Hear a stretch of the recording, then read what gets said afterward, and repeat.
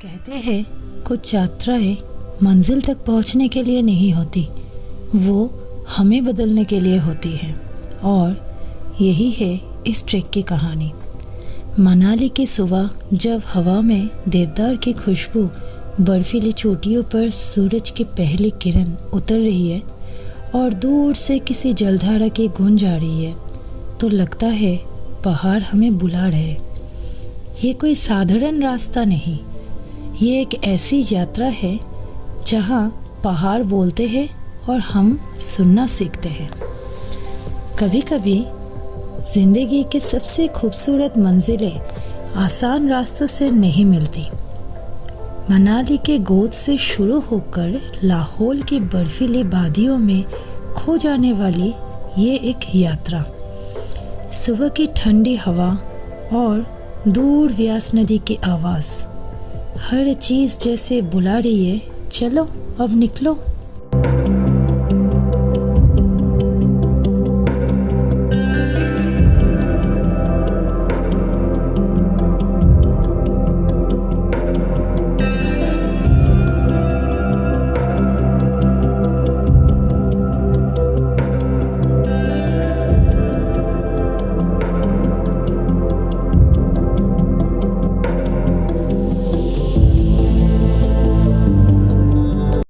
Good morning दोस्तों, तो मैं अभी हूँ मनाली में और ये जो जगह है ये है बेस कैंप। तो हमारा जर्नी आज यहीं से शुरू होगा। तो ये पूरा ग्रुप मेंबर है, हम 48 हम मेंबर है। हम एक साथ में हमारा ट्रैकिंग स्टार्ट करने वाले हैं। तो अभी चल रहा है ब्रीफिंग और ब्रीफिंग के बाद हमारा यात्रा शुरू होगा। तो अब हम इस बस से जाएंगे।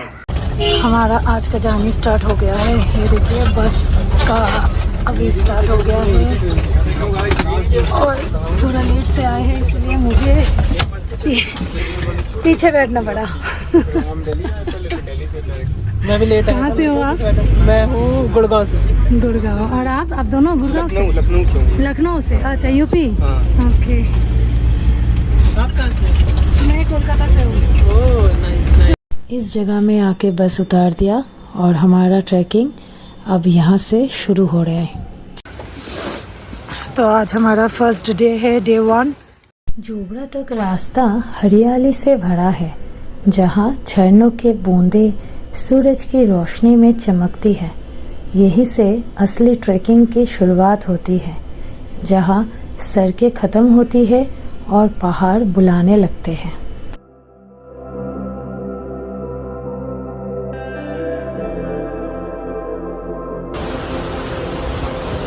ये देखिए, धीरे धीरे।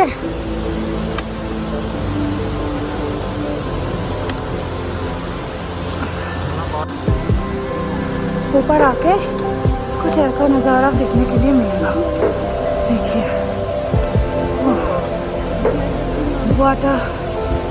Water view.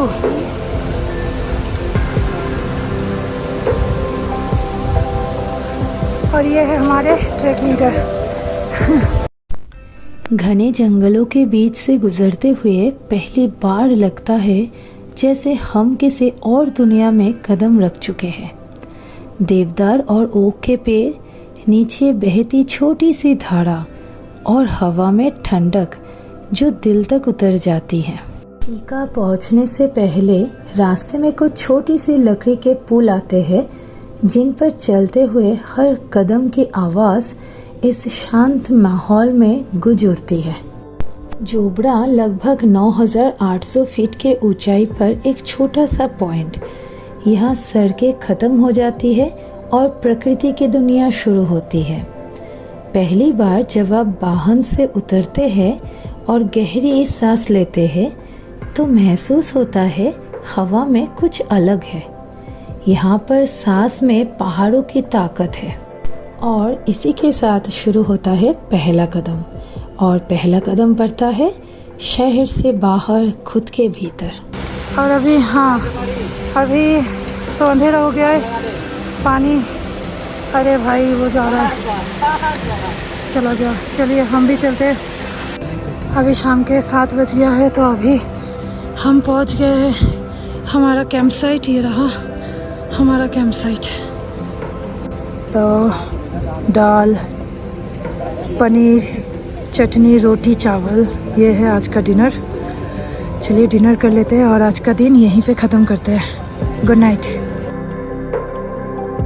So good morning दोस्तों। तो हम हैं आज चिका कैंप साइट पे और इसका हाइट है करीबन 3078 मीटर और अभी सुबह के बज गया है 6:30 और ये देखिए अभी का नज़ारा कुछ देखिए।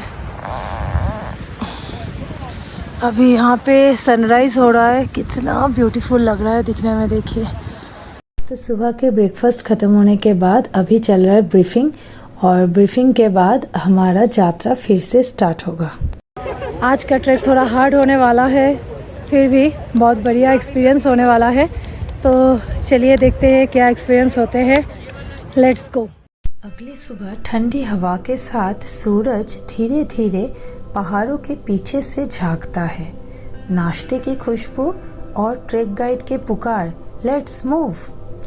अब रास्ता खुला है, नदियाँ चौड़ी है और घाटी और भी गहरी। रास्ते में जंगली फूलों के रंग बदलते जाते हैं, पीले, नीले, बैंगनी, हर रंग जैसे कोई कहानी कह रहा है। कभी कभी रास्ते इतना खूबसूरत होते हैं कि मंजिल का नाम याद नहीं रहता, बस हर कदम में एक शांति होती है और हर सांस में हिमालय के एहसास। आज का रास्ता सबसे खूबसूरत भी है और सबसे कठिन भी। चिका से बालू का घेरा तक का सफ़र लगभग 5 घंटे का है। हर मिनट पे एक नई चुनौती, एक नया नज़ारा। पहले आधे घंटे तक रास्ता नदी के किनारे से गुजरता है। बर्फीला पानी पत्थरों से टकराकर छलकता है और सूरज की रोशनी उस पर नाचती है। कभी कभी रास्ता इतना संकार होता है कि सिर्फ एक पैर रखने की जगह मिलती है, लेकिन हर कदम के साथ दिल में एक नई ताकत उतरती जाती है। तो दोस्तों फाइनली हमारा कैंप साइट बालू का घेरा में हम अभी पहुंच गए हैं और ये देखिए कितना मीटर है, 3657 मीटर। ठंडा तो यहाँ पे बहुत है, लग तो रहा है कि माइनस में जा रहा है टेम्परेचर। ये सब खच्चर देखिए, ये ऊपर से आ रहा है। ऊपर गया था सामान पहुंचाने के लिए, इतने सारे खच्चर अभी आ रहा है। अभी तो शाम हो गया है, अंधेरा हो गया, अभी ये सब खच्चर वापस आ रहा है। गुड मॉर्निंग दोस्तों, welcome back to the Hamta pass track day 3। तो आज मैं अभी हूँ बालू का घेरा में। कल ही करीबन शाम के 4 बजे मैं यहाँ पे पहुँच गई थी। हम सब यहाँ पे पहुँच गए थे। तो आज यहाँ से हमारा हमटा पास समिट का ट्रैक है। तो अभी बज गया है सुबह के 7:30। तो अभी कुछ देर बाद ही हमारा, देखिए पीछे देखिए, सब कोई रेडी हो गया है। फुल बैग पैक करके सब कोई अभी रवाना दे देंगे। कल पूरे रात हम बहुत सारे लोग सोए नहीं, क्योंकि कल रात को बहुत बारिश हो रहा था, बहुत बारिश। हर हर महादेव बोलना, ठीक है? ठीक है जी। नमो पार्वती फतेह। हर महादेव। चलो। आज का दिन सबसे कठिन और सबसे खूबसूरत। बर्फीले पत्थर, तेज हवा और ऊपर दिखती है एक पतली सी रेखा, वही है हमटा पास। हर कदम अब भारी है, सांसें तेज है, पर दिल कह रहा है बस थोड़ा और। जैसे जैसे हम ऊपर चढ़ते हैं, नीचे की घाटियाँ छोटी होती जाती है और आसमान और करीब आता है। जब आखिरकार वो पल आता है जब आप पास पर खड़े होते हो, चारों ओर सिर्फ बादल और बर्फ़, तो एहसास होता है ये सिर्फ एक ट्रैक नहीं था, ये खुद से मुलाकात थी। हवा इतना तेज़ है कि आवाज़ खो जाती है, पर दिल की धड़कन साफ सुनाई देती है और वो कहती है तुम कर चुके हो। सूरज धीरे धीरे निकलता है और बर्फ़ पर सुनहरी रोशनी फैल जाती है। कहीं से कोई आवाज़ नहीं, बस हवा से सीटी और कदमों की लय। हर ट्रेकर अपने अंदर झांकता है, क्योंकि यहाँ पहाड़ तुम्हें परखते हैं। थकान इतनी कि रुक जाने का मन करे, पर जब पीछे मुड़कर देखते हैं तो घाटी इतनी खूबसूरत दिखती है कि लगता है हर कदम वाजिब था। और फिर दोपहर के करीब 11 बजे ट्रेकर पहुंचते हैं हमता पास टॉप, 14,100 फीट की ऊंचाई पर। यहाँ हवा अलग है, हल्की पर गहरी। यहाँ खामोशी नहीं, एक दिव्यता है। एक और हरियाली की घाटियाँ, दूसरी ओर बंजर स्पीति की धरती। ये वही जगह है जहाँ प्रकृति 2 रूपों में मिलती है, जीवन और सन्नाटा। हर ट्रेकर जब इस पास पर पहुँचते हैं तो वो सिर्फ ऊंचाई नहीं पाता, वो अपने अंदर की छोटी जीतों को महसूस करते हैं। अब उतराई शुरू होती है। रास्ता फिसलन भरा पर नज़ारा लाजवाब। बर्फ के बीच से निकलती पतली ट्रेल और नीचे झांकते हुए बादलों का समंदर। लाहौल की तरफ बढ़ते ही दृश्य पूरी तरह बदल जाते हैं। शियागुरु एक शांत घाटी है जहाँ बहती ठंडी नदी और पहाड़ों की छाया टेंट पर पड़ती है। शाम को यहाँ आसमान नीला नहीं बैंगनी होता है। हर सनसेट हमें ये सिखाता है कि हर कठिन चढ़ाई के बाद एक सुकून का पल ज़रूर आता है। ऊपर जितना जादू है, नीचे उतनी ही सावधानी, पर हर गिरावट के बाद फिर से उठने का हौसला बढ़ता है, क्योंकि अब पता है हम उस जगह से लौट रहे हैं जहाँ खुद को पाया है। नीचे उतरते उतरते दूर से दिखता है हरा मैदान और बीच में नदी की चमकता पानी। यही है शियागुरु कैंप साइट, जहाँ हवा ठंडी है पर मन गर्म है, क्योंकि अब डर नहीं, सिर्फ कृतज्ञता है। ये देखिए नदी, अभी शाम के 4:30 बजे है। हम ये कैंप साइट में पहुँच गए थे करीबन 3 बजे। तो अभी देखिए शाम के 4:30 बजे है, धूप है अभी भी, पर इतना दमदार ठंड है ना, टेम्परेचर अभी माइनस पे है। हम माइनस पे टेम्परेचर है। और ये देखिए पूरा नदी के किनारे है हमारे कैंप साइट।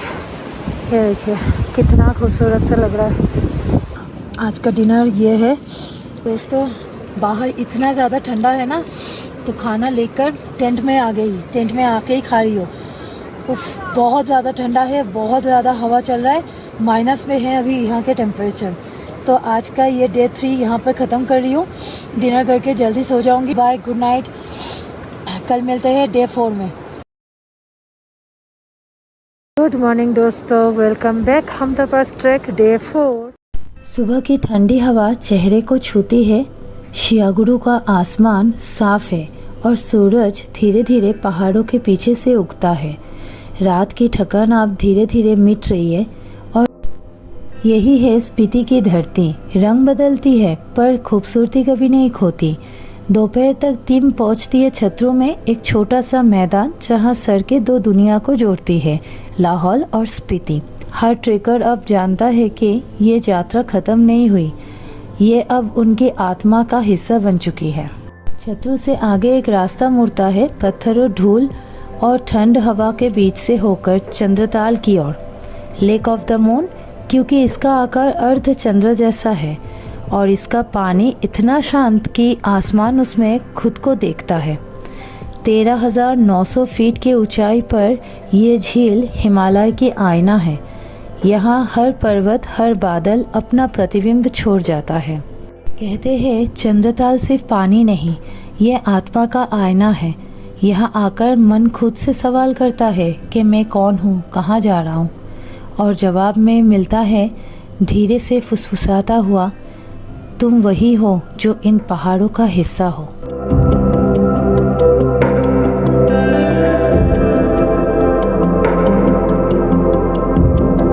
हमता पास ट्रैक सिर्फ एक रास्ता नहीं, ये एक अनुभव है जहाँ हम समझते हैं कि प्रकृति कितना विशाल है और हम कितना छोटे।